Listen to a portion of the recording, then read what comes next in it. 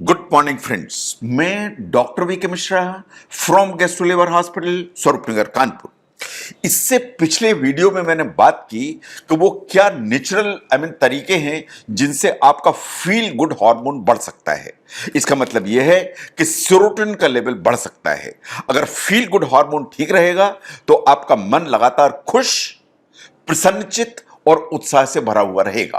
अगर ऐसा है तो आपको एक डेली रूटीन डेवलप करने की जरूरत है जिससे आपका जो फील गुड हार्मोन है वो बूस्ट रहे, इन आपका मन लगातार खुश, प्रसन्नचित्त और उत्साह से भरा रहे।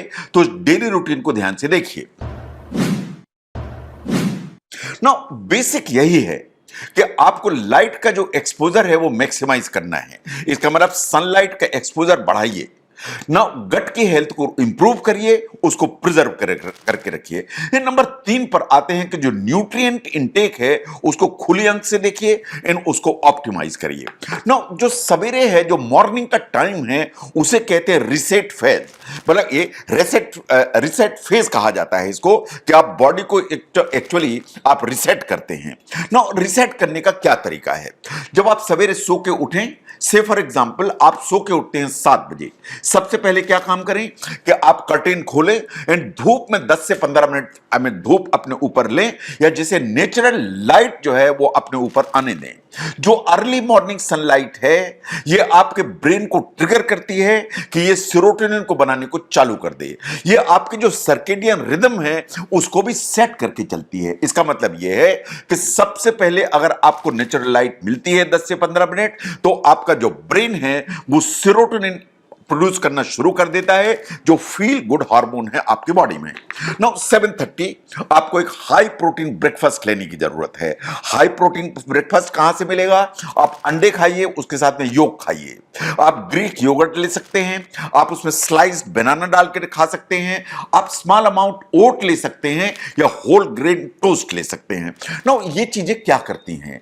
ये चीजें वास्तव में जो ट्रिप्टोफैन है उसको ब्लड ब्रेन बैरियर को क्रॉस करने में मदद करती हैं। तो अगर जो ट्रिप्टोफैन अमीनो एसिड है ये क्रॉस करके ब्रेन के अंदर जाएगा तो सेरोटोनिन का जो प्रोडक्शन है वो बढ़ेगा।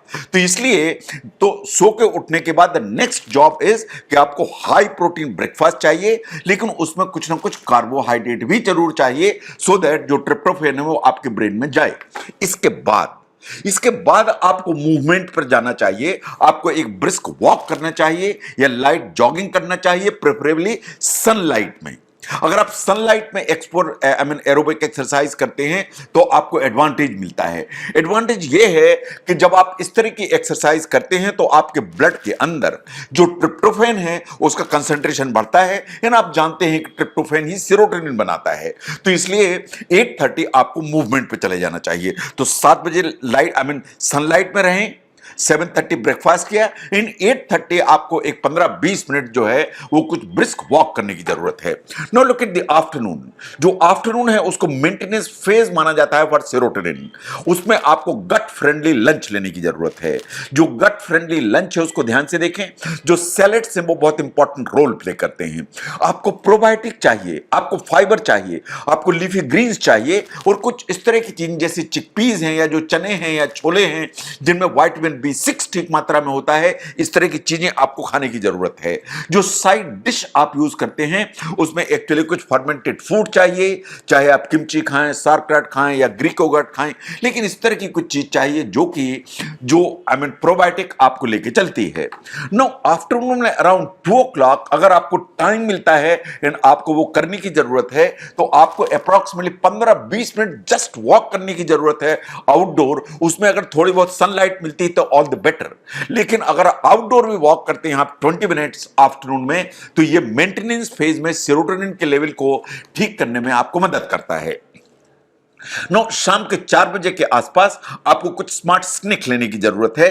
वो जो स्मार्ट स्नैक है क्या हो सकते हैं? जैसे आप अखरोट खा लें 3-4, या आप डार्क चॉकलेट खा लें 2-3 स्क्वायर, ये दोनों के दोनों जो चीजें हैं आपको मैग्नीशियम ठीक मात्रा में देती हैं, इन आपको हेल्दी फैट्स देती हैं, और ये दोनों चीजें मिला के आपके ब्रेन के फंक्शन को सपोर्ट करती हैं। इन जो सेरोटोनिन का लेवल है उसको ऊपर लेके चलती हैं, क्योंकि उसका प्रोडक्शन बढ़ाती हैं। तो 4 बजे के आसपास कुछ ना कुछ स्मार्ट स्नैक आपको लेने की जरूरत है।